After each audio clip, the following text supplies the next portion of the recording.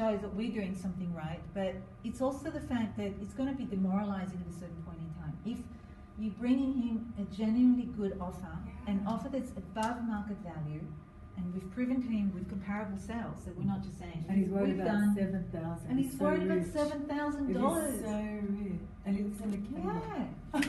So it's driven. You know, this was really upsetting. But But going back to negotiation, maybe there's a small maybe that he will agree to the rentals, even though he just said, look, what if we don't rent? And I said to him, why wouldn't we rent it? If we put the property on the market at a reasonable price, surely you'll get somebody to rent it.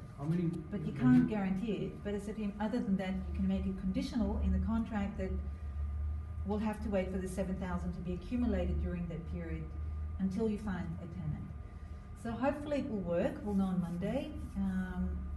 But it's just an example of really what goes on in real life. Because what we learn here is when you go out to the market, you'll be confronted with a lot of scenarios whereby you haven't confronted in a classroom situation. And you've got to think outside the box. You've got to be able to come up with ideas how to work with both parties, not to lose both of them.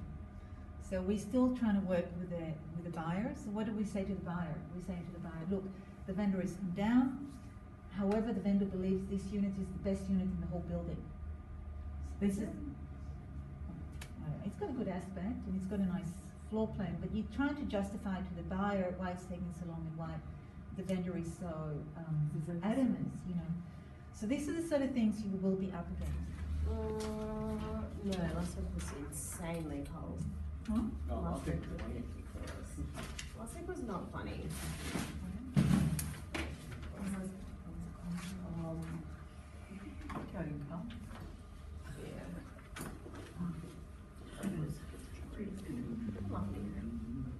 My friend said I look like a fucking samurai. Okay, so let's start with the little booklet. We need to capture evidence.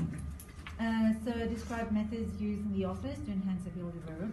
A lot of this unit really, you can put your own wording because there's no right or wrong. So with this one, there's a lot of shades of grey.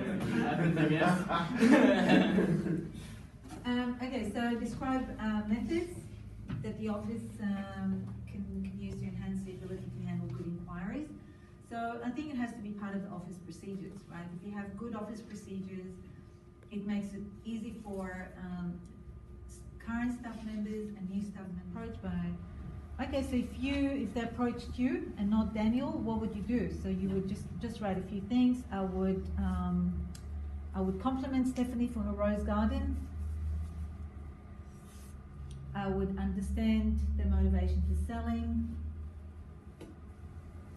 I would conduct an inspection at the property and provide them with a CMA report.